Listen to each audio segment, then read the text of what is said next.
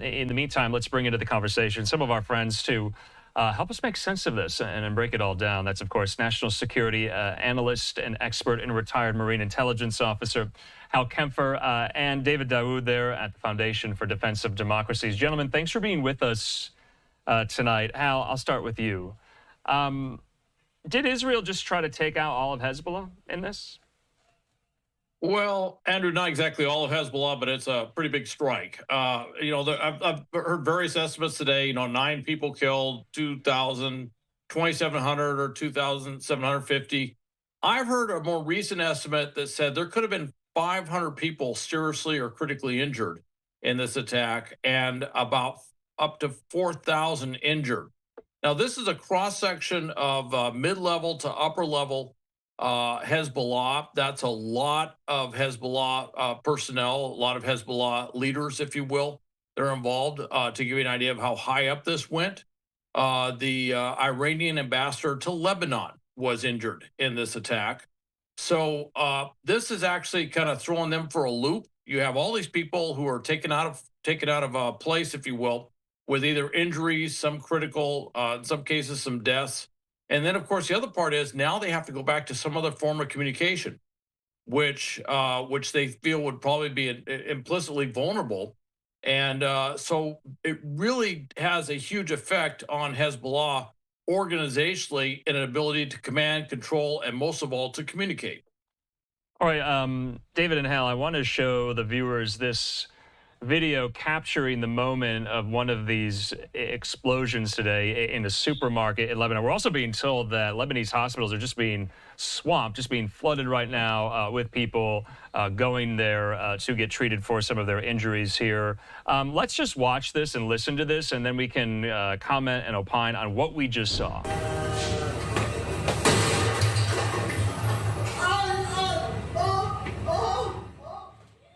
Okay, so David, you just saw it there. There was an explosion at his waist, and he dropped to the floor. It looks like this is in some type of supermarket or bazaar here. David, what are you hearing from people in Lebanon at the moment? Well, I guess it depends on who you're asking. Generally, the sentiment is the government is condemning this. Some of the parties that have been allied with Hezbollah are condemning this. The parties that are opponents of Hezbollah seem to be silent. So if we're expecting a Lebanese response that would be celebratory, I think we're banking on the wrong thing. Lebanon is condemning this at the Security Council as an act of Israeli aggression, even though, as you can see in the video, this was not an indiscriminate attack. This was very precise. The people who were surrounding this Hezbollah operative were not even so much as injured. Now, this wasn't the case in all cases. There was a 9-year-old girl, if I recall correctly, who was tragically killed.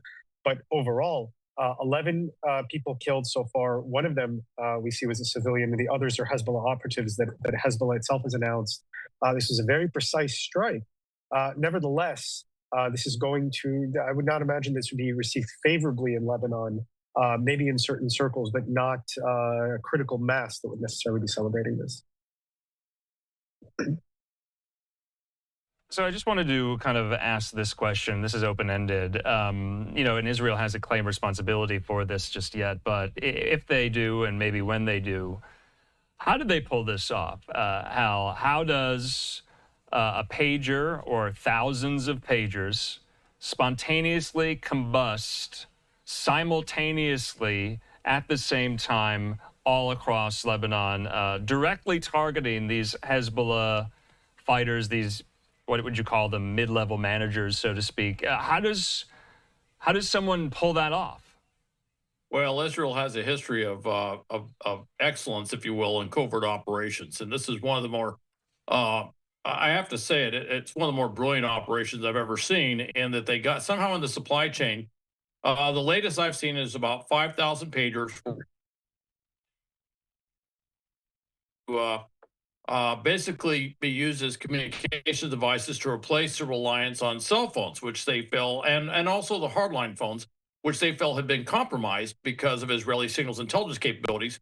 So they went with these pagers, a little bit more simple technology, and some would say a little bit more analog, although I believe they're digital pagers, but still, nonetheless. Now, somewhere in there, they intercepted them, and as near as anyone could figure out, that these a lot of people thought they were just hacked and the lithium batteries exploded. Well, that's not quite how lithium batteries react. They do run away thermal effects, but not like an explosion like this.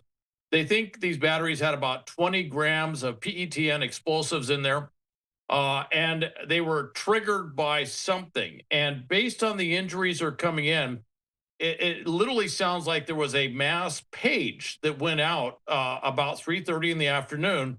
A number of people had picked up the pagers and were looking at them when they exploded, and they know that because of the facial injuries and the injuries to their hands, where a lot of people lost fingers.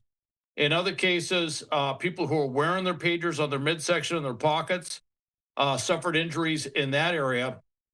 And so somewhere along the line, the Israel, if it was, I'm assuming it's Israel. I don't know of anybody else who would have done this, but they got into that supply chain, and they did something, either put in batteries or did something with the pagers themselves to turn them into small explosives.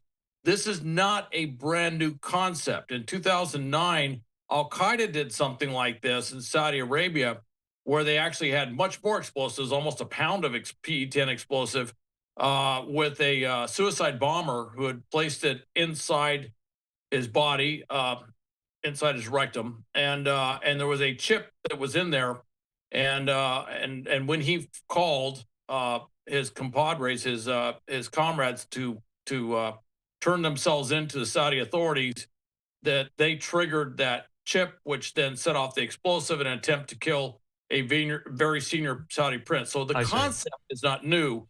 This particular application is rather new. So, Hal, you're saying that the concept may not be as sophisticated as so many are describing here, but the scope of it is where the sophistication comes in here. David, I want to get to you as well. We know Israel is deeply penetrated inside the Iranian regime. We know they're deeply penetrated into Hamas. We know they've been extracting and gathering intelligence from Hamas fighters they have captured. Did we know Israel was as deeply penetrated inside the upper echelons, the rank and file of Hezbollah, like we just saw today? If Israel did this and if Israel claims responsibility, that is a stunning level of penetration.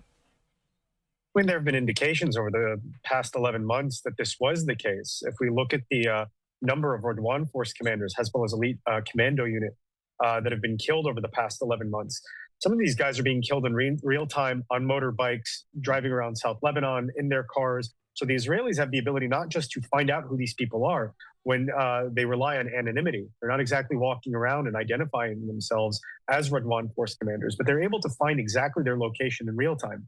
Let's go back to a month and a half ago. I think it was now July 30th, if my math is serving me correctly, when the Israelis assassinated Fuad Shukr, Hezbollah's top military commander in Beirut.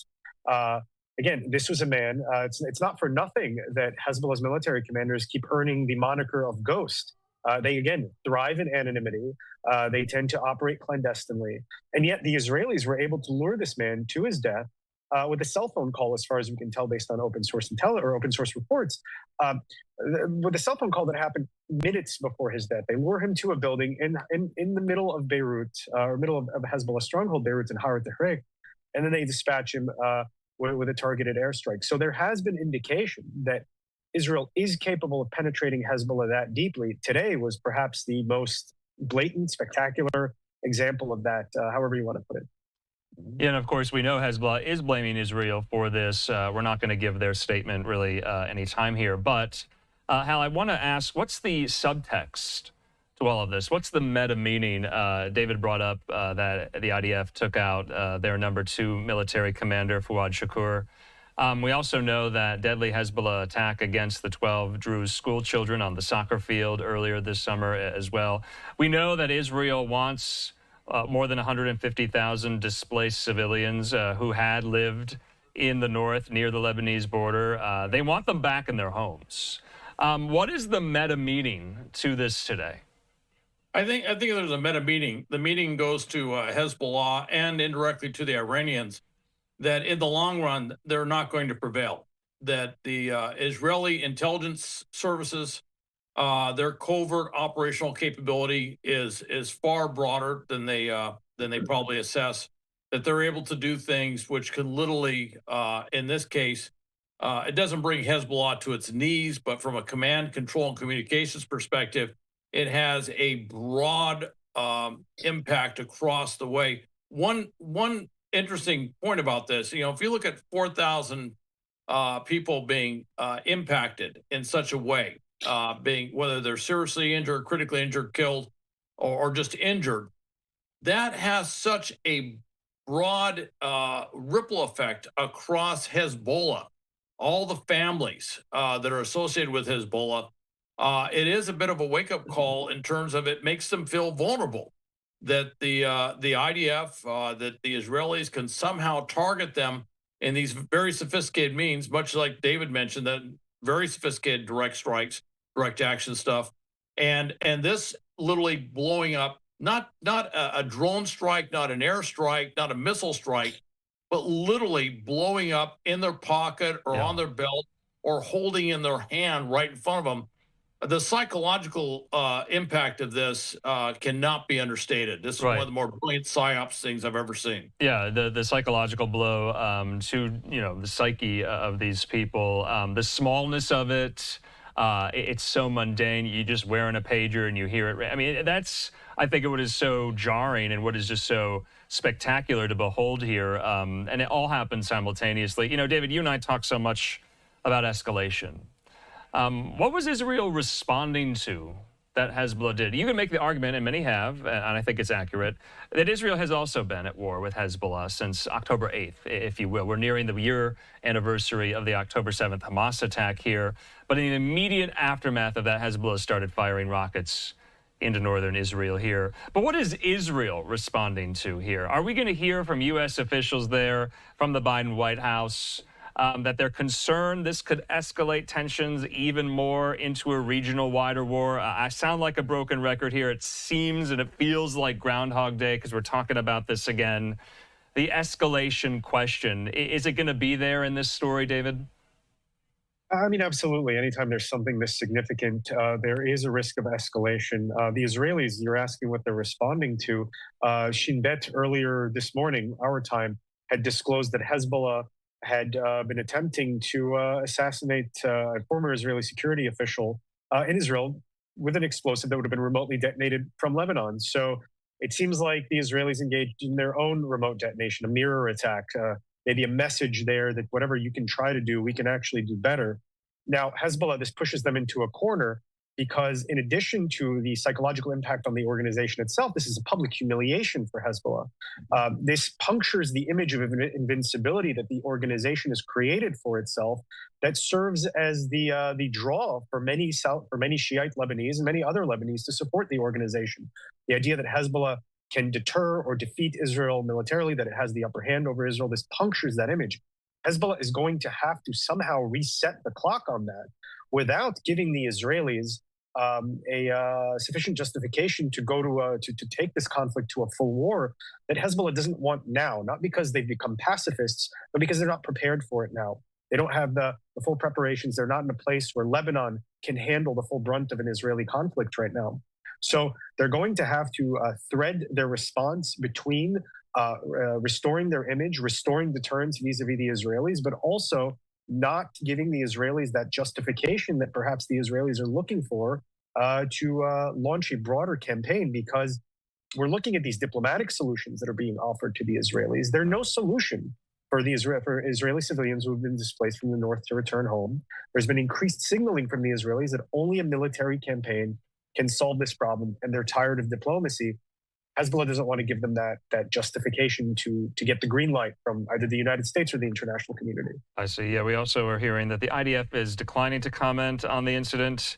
The incident coming just hours after the Israeli cabinet added the return of citizens displaced from their homes in the north to the country's war goals. Axios also reporting Israel did not inform the Biden administration ahead of its intelligence operation that included these exploding pagers, thousands of them, of Hezbollah members' pagers devices here. So the preemption seems to be Israel's strategy, David, and how maybe you agree here. Remember, just weeks ago, they preempted that massive Hezbollah strike on targets in Israel. Israel with their own strike on military targets in southern Lebanon here. Hal, where does this go from here? Because remember, the ceasefire deal seems to be stalled with the hostages and Hamas. You sent something over that Joe Biden's national security advisors have no imminent plans to present the president with an updated proposal on ceasefire negotiations. That was reported in CNN. We're still waiting. We don't know whether or not this will come. The Iranian response to the targeted assassination of Hamas leader Ismail Haniyeh just a couple of months ago. And then this today. So where does this all go from here? How briefly, connect the dots.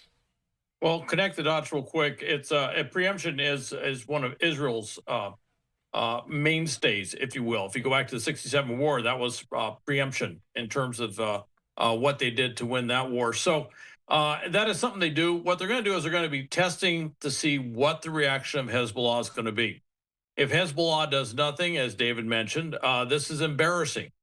And it's very difficult for Nasrallah and those around him to deal with that embarrassment. There's a political dimension to what's going on. The same thing is happening with Iran. This is embarrassing. Keep in mind, one of the targets or one of the individuals hit was the Iranian ambassador to Lebanon. That is embarrassing. And they're going to be watching to see what damage this does on the political level. And then I think they're going to be watching to see if certainly Hezbollah, but also Iran overreacts. Okay. And they want to be in a position where they are responding to something from a diplomatic political perspective. It's always better to say you're defending than to say you're doing something else, shall we say. And so they'll be looking to see if there's an overreaction there. All right, David Daoud, Hal Kempfer, we're going to have to leave it at that. Can't thank you enough for coming on and helping us make sense of this really bizarre, stunning angle and element of the war. There are many unexpected elements to warfare. I think it's safe to say this one takes the cake. Thanks so much. Thank you. Thank you.